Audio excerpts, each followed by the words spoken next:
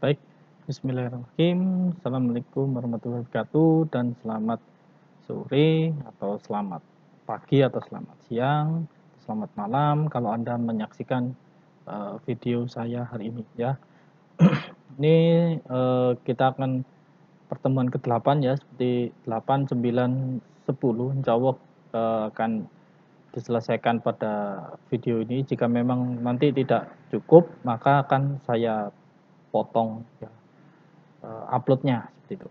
Ya, pertemuan 8 hari ini tentang ERP ya sebetulnya. Jadi konsep besar dari ERP. Nah, ini bahasan kita hari ini Enterprise Business System atau biasanya implementasinya di dalam sebuah ERP, Enterprise Resource Planning ya. Oke, sebelum masuk ke ERP ya, ada kalanya semua hal itu dimulai dari transaksi ya, transaksi. Jadi Anda ke minimarket seperti itu ya, Anda melakukan penjualan, Anda membeli barang di sana, Anda selaku pelanggan di sana membeli sebuah barang. Nah, di situ ada namanya transaksi ya. Transaksi ini apa? Ya ini, apa yang disebut oleh Reiner 2014, transaksi adalah peristiwa bisnis ya, apapun yang dapat menghasilkan sebuah data sehingga data itu nanti bisa ditangkap dan juga disimpan di dalam sebuah database. Apa itu database? Nanti akan saya beritahu ya. Jadi proses transaksional ya. Jadi kalau dulu, zaman dulu itu transaksinya itu Anda bisa bertukar ya atau barter barang seperti itu. Jadi kalau saya punya barang A, jadi sebelum sebelum apa ya, zaman Majapahit seperti itu ya, itu terjadi peristiwa tukar menukar barang ya. Jadi barang ditukar, saya punya Aqua, kemudian Anda punya Aqua juga. Nah, itu bisa jadi barang transaksional seperti itu. Kalau sekarang transaksinya ini ada tukar menukar ya. Anda bisa lihat di beberapa situs ya, beberapa situs startup seperti itu, dia dia ini dia melayani adanya tukar menukar barang ya. Tapi kalau pengertian secara umumnya ya, transaksi itu adalah peristiwa tukar menukar informasi dan barang sehingga menghasilkan data yang bisa diolah, disimpan dalam media penyimpanan. Database itu media penyimpanan ya, rekan-rekan sekalian. Ini contohnya ya, ini pengertian dari database. Database itu apa? Sebuah media penyimpanan yang digunakan untuk menyimpan data. Ya, baik datanya itu nanti seperti yang sebelumnya, ada data teks, data gambar, data angka, dan data apapun. Ya, gambar itu sekarang sudah bisa disimpan ya. Di database itu ada namanya kolom, yaitu nama kolomnya tipe kolomnya itu image ya, atau tipe datanya blob. Nah, itu bisa ya. Itu langsung tersimpan di sebuah database-nya seperti itu. Nah, kalau saya ilustrasikan, database ini semacam dompet Anda ya, dompet Anda. Jadi dompet Anda itu adalah database. Di dalam database itu atau di dalam ilustrasinya tadi dompet, itu Anda akan menyimpan banyak tabel ya, menyimpan banyak tabel. Tabelnya contoh ya, tabel KTP. Ya, itu bisa ya, tabel KTP di dalamnya ada field yang namanya nomor induk kependudukan, kemudian ada nama, ada alamat. Nah, itu jadi tabelnya itu adalah tabel KTP atau datanya atau tabelnya itu tabel uang ya, tabel uang. Saya masukkan di situ tabel uang. Ya, kita tadi sampai ke database ya, database seperti dompet ya, dompet Anda itu database ya. Di dalam dompet itu ada tabel KTP ya, ada tabel uang seperti itu ya. Di tabel uang itu kan Anda bisa menyimpan di situ ya, nominalnya berapa atau angkanya ya. Kemudian nomor serinya berapa itu juga bisa Anda simpan ya. Nah, seperti itu. Itu ilustrasi dari sebuah database. Maka dari itu disebut dengan media penyimpanan. Apakah database itu seperti apa sih gambarannya? Ya, yang akan Anda kenal ya, yang akan Anda kenal, atau mungkin kalau Anda ingin sedikit menyelami lebih lanjut, database itu ada banyak ya. Anda bisa, jadi kalau database yang apa ya istilahnya, yang ada softwarenya ya, yang ada softwarenya itu bisa disebut dengan, atau yang RDBMS ya, Relation Database Management System, itu ada SQLite, ada Oracle, ada juga SQL Server ya, MySQL, FoxPro, eh, Firebase ya, dan banyak sekali macam-macamnya ya. Tapi ada juga database yang atau istilahnya NoSQL ya, NoSQL. Nah, datanya itu nanti disimpannya di mana? Ya bisa berupa file teks ya, bisa berupa apa? Berupa file teks atau berupa file XML seperti itu. Ya. Jadi file TXT itu bisa digunakan untuk media penyimpanan seperti itu. Ya. Nah, itu juga termasuk istilah umumnya adalah database. Ya. Tapi nanti kalau Anda semester 2 atau semester 3 Anda akan mulai dikenalkan yang namanya database RDBMS ya, RDBMS mulai Oracle sampai nanti semester atasnya lanjutnya ya Oracle, SQL Server, SQLite seperti itu dan seterusnya. Untuk yang NoSQL ya, NoSQL bisa Anda pelajari ya. Itu nanti di mata kuliah selanjutnya, biasanya di data mining ya. Data mining itu ada NoSQL. NoSQL ini artinya adalah tidak eh, tidak hanya SQL ya. Tidak hanya SQL. Jadi istilahnya bukan menggantikan RDBMS ya, bukan menggantikan RDBMS, tapi dia kata-katanya itu adalah tidak hanya SQL. Ya. Untuk lebih lanjutnya Anda bisa pada semester berikutnya ya. Baik, semua eh, proses ya, semua proses pada transaksi itu akan masuk di dalam sebuah eh, sistem yang namanya ini TPS, Transaction Processing System. Jadi kalau Anda di minimarket ya, itu Anda sebagai pelanggan kemudian membeli sebuah barang, nah itu masuk ke TPS. Ada sebuah aplikasi di situ ya, aplikasi penjualan dan pembelian. Jadi kalau penjualan itu alirannya dari toko atau dari minimarket ke pelanggan. Ya. Tapi kalau pembelian itu adalah dari toko ke supplier atau dia ke ya supplier, istilahnya supplier atau pemasok ya, supplier atau pemasok, sehingga pembelian ini identik dengan kulaan atau istilahnya seperti itu. TPS ini adalah ini ya, dia memantau, menjalankan, mengumpulkan, menyimpan, memproses data transaksional bisnis ya, yang dasar. Seperti contohnya tadi penjualan dan pembelian. Kemudian ada lagi nanti bisa dikurangi stoknya. Jadi kan kalau Anda membeli barang ya, sebagai pelanggan Anda membeli barang, maka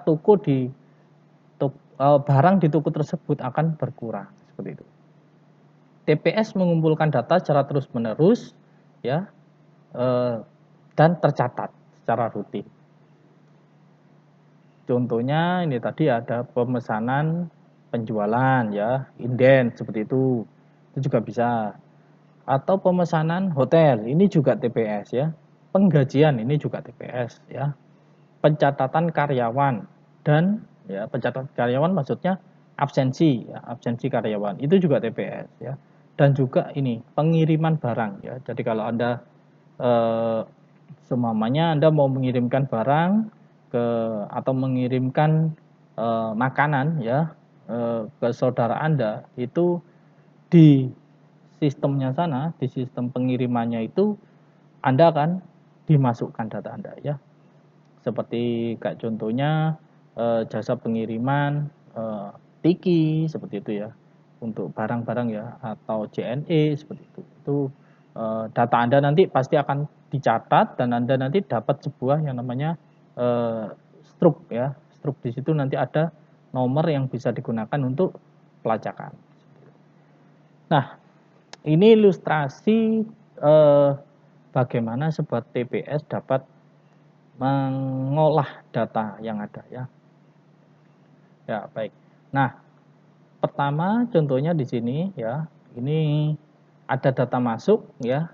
Dia menggunakan di scan ya. Dia menggunakan barcode seperti itu. Kalau Anda di minimarket ini biasanya data Anda akan ketika Anda sebagai pelanggan Anda membeli barang tersebut, otomatis barang itu akan didekatkan ke yang ada barcode-nya itu didekatkan ke ini barcode scan ya, barcode readernya. Setelah itu data akan masuk ke dalam sebuah aplikasi ya. Di sini masuk ke sebuah aplikasi. Kalau sudah masuk ke sebuah aplikasi maka disimpan ya, disimpan di sebuah database ya. Nah, setelah data dari TPS ini nanti sudah tersimpan, maka dia bisa memunculkan yang namanya report atau struk ya, penjualan tadi ya, seperti itu. Nah, setelah dari proses penyimpanan di database ini, maka data-data yang ada di TPS ini bisa digunakan oleh FAIS ya, Functional Area Information System. Maksudnya adalah bisa digunakan oleh bagian-bagian yang lain ya, seperti contohnya bagian keuangan, kemudian bagian pengiriman, bagian gudang. Nah, ini ya. Kayak contohnya kalau toko ya, kalau TPS-nya toko, maka Anda data penjualannya sudah masuk di sini ya, maka bisa dilihat oleh FAIS atau Functional Area Information System, yaitu bagian keuangan ya. Anda bisa ngecek di sini laporan keuangan pendapatan hariannya berapa ya. Kemudian stok saya, barang saya yang berkurang apa. Nah, itu bagian gudang seperti itu. Jadi FAIS ini seperti bagian ya, bagian dari bagian lain yang terhubung dengan data transaksional tadi, data TPS ya. Data-data yang ada di TPS tadi itu dikumpulkan ya, dan juga ini bisa dimasukkan sebagai DSS ya, Decision Support System, sebagai Business Intelligence ya, kemudian ada dashboard juga, ada juga yang ES ya, Expert System. Nanti semakin Anda semester atas itu Anda akan semakin pelajari DSS, BI dan juga expert system ya. Contoh ini kompleksitas dari TPS ya. Jadi kalau TPS itu kan satu database tapi banyak aplikasi yang mengakses database tersebut. Jadi ketika ini contoh kata-katanya, ketika lebih dari satu orang atau program atau aplikasi yang dapat mengakses database yang sama, database itu harus dapat dilindungi. Jangan sampai nanti karyawan A itu nginsert data A, karyawan B itu nginsert data A juga. Nah, ini yang tidak boleh terjadi pada TPS. Kenapa? Karena ketika tumpang tindih data seperti itu, ya, database atau tabel yang dihasilkan itu bisa tidak bagus. Oke. Ini lanjutannya ya. Sistem harus bisa memungkinkan untuk membalikkan transaksi secara keseluruhan. Kayak contoh, kayak mamanya ada orang beli ya, sudah beli, kemudian dikembalikan barangnya itu karena rusak atau cacat. Nah, ya, ini istilahnya adalah retur ya, retur barang ya, retur barang. Atau kalau Anda sebagai pelanggan tidak jadi beli, maka itu disebut dengan retur penjualan ya. Kalau hasil kulaan Anda, hasil kulaan toko tadi itu dikembalikan lagi ke suppliernya atau ke pemasok, itu istilahnya adalah retur pembelian. Seperti itu. Kemudian yang keempat ya terakhir ini tentang kompleksitas dari TPS ya. Hasil dari penjualan itu bisa digunakan sebagai pemeriksaan keuangan. Jadi bisa dilihat nanti, oh pemasukan saya sekian, sedangkan data yang realnya itu berapa sih pemasukan saya. Nah ini bisa di cross check antara data yang ada di TPS dengan data yang ada di di kas ya, di kasnya. Ada ini penjelasan lebih lanjut tentang FAIS ya, Functional Area Information System. Setiap departemen atau area fungsional suatu organisasi itu memiliki memiliki aplikasi sendiri-sendiri. Kayak contoh departemen SDM itu memiliki aplikasi namanya Human Resource Information System. Kemudian area keuangan itu juga ada aplikasinya, aplikasi keuangan. Nah, contoh yang realnya di Anda itu biasanya di mahasiswa itu ada namanya Siamik ya, Siamik. Kemudian ada juga Siortu ya. Nah, kemudian di area fungsional dosen itu juga ada aplikasinya. Sebutannya Sistem Informasi Dosen ya, SIDOS atau Sistem Informasi Dosen Luar Biasa. Nah, itu area fungsional. Ini fungsional area information system itu sering menyampaikan informasi dalam berbagai laporan. Contohnya adalah sistem informasi akuntansi, sistem informasi keuangan, sistem informasi manajemen produksi, pemasaran, sumber SI, sumber daya manusia. Akuntansi ini lebih ke arah pengeluaran ya. Jadi arus kas uangnya jadi nanti ada debit, kredit, laporan neraca, laporan laba rugi seperti itu. Ya, sedangkan laporan keuangan ini, sistem informasi keuangan ini biasanya berhubungan tentang pembayaran pegawai seperti itu ya. Nah, ini ada contoh dari FAIS tadi. Kalau operasionalnya ya, bagian operasional ini ada accounting, ini ada payroll ya. Ada payable, receivable, finance atau bagian keuangan ini adalah kas ya, kemudian manage finansial transaksi keuangan. Jadi dia kalau finance itu lebih ke arah pengelolaan ya. Jadi accounting itu tentang pencatatan tentang data yang kayak namanya data secara umum ya, secara umum. Nah, taktiknya itu ada taktikalnya ya, atau ini nanti bisa dimasukkan ke area auditing ya. Kemudian kalau yang keuangan ini ada di investment. Ada lagi yang human resource. Ini nanti operasionalnya itu mengelola data SDM. Ya, umpamanya saya naik pangkat. Nah, itu masuk ke sini. Ya, setelah saya nanti naik pangkat, maka taktisnya itu saya ketika melihat data sebelumnya ya, oh data kenaikan pangkat terakhir saya apa ya? Nah, ini bisa dilihat di sini ya. Kemudian strategiknya ini bisa berarti saya akan naik pangkat lagi itu kira-kira berapa tahun ke depannya seperti itu. Ya, production juga seperti itu, marketing juga sama ya. Jadi ada sampai kalau marketing ini strategisnya itu sampai ke forecasting atau peramalan penjualan seperti itu ya. Peramalan penjualan. Jadi meramalkan kira-kira penjualan saya untuk produk A itu bulan depan berapa. Ini beberapa aktivitas yang disupport ya, beberapa contoh aktivitas yang disupport oleh functional area information system. Ya, setelah Anda sudah memahami apa yang dimaksud dengan TPS dan juga FAIS ya, kita lanjut ke ERP. Kenapa kok TPS terlebih dahulu dan FAIS terlebih dahulu? Karena di dalam ERP itu banyak ya, banyak bagiannya.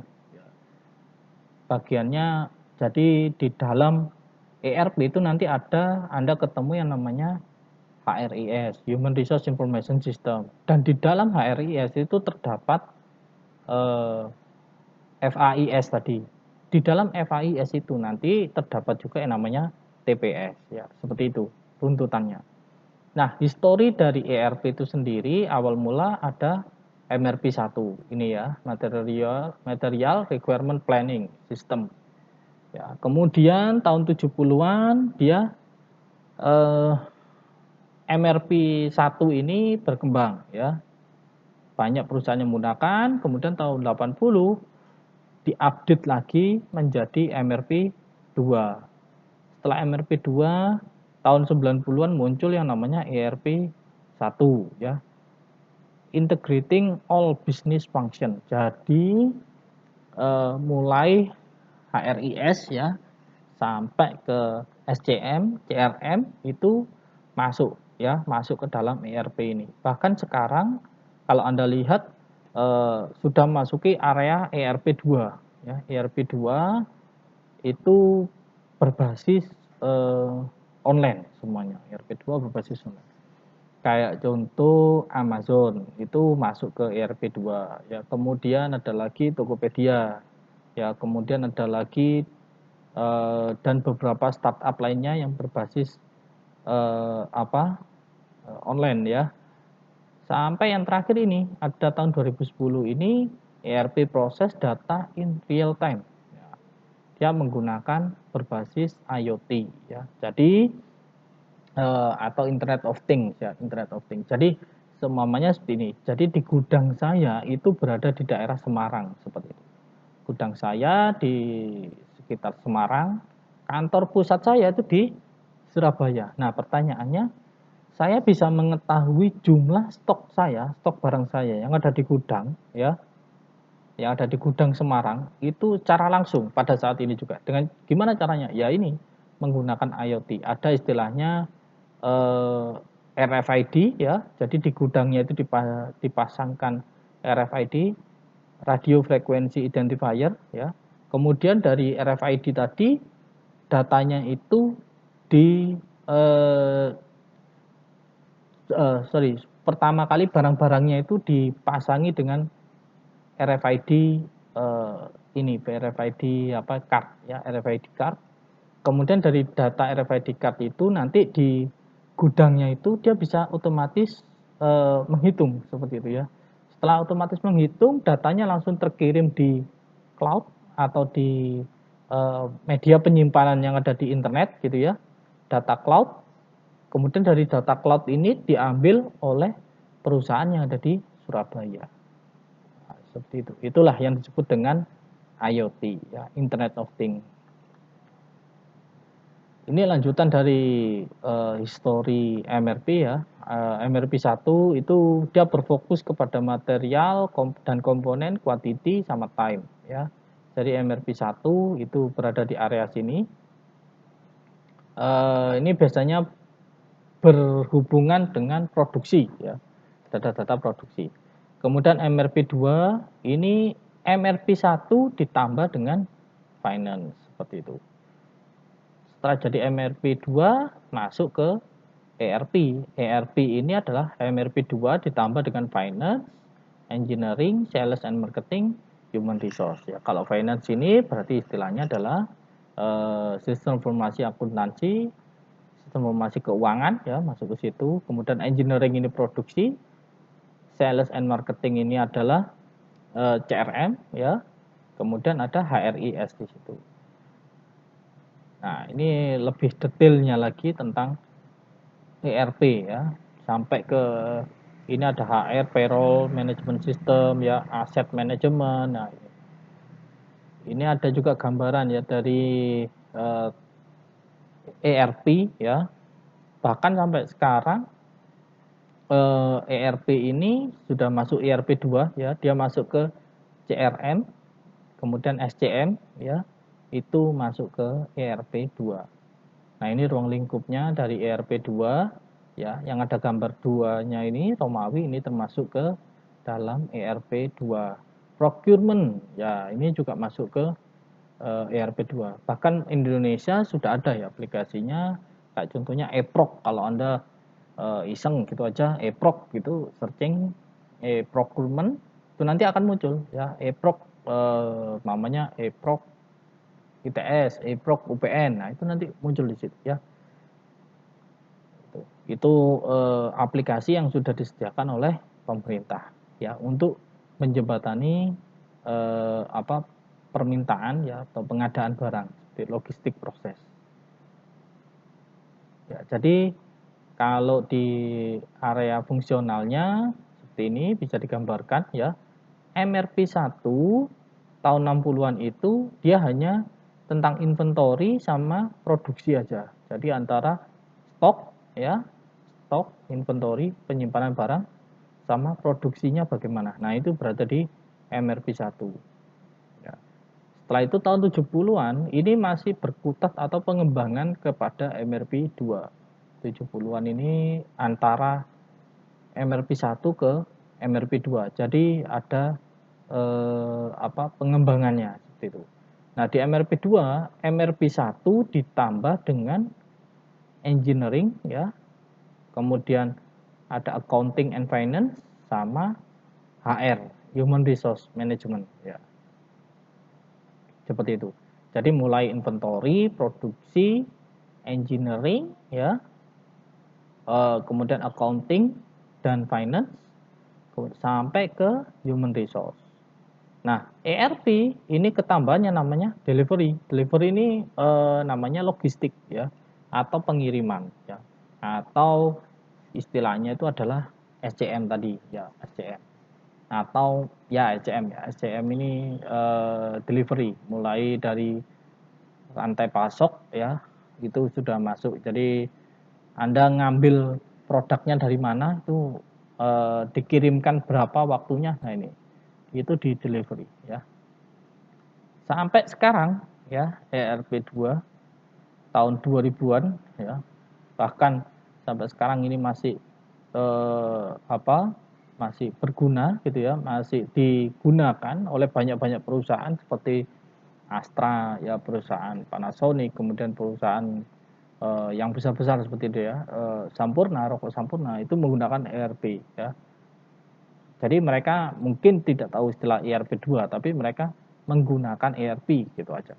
Mulai mana ruang lingkupnya? Ya ini kalau ERP2 mulai supplier sampai ke CRM ya.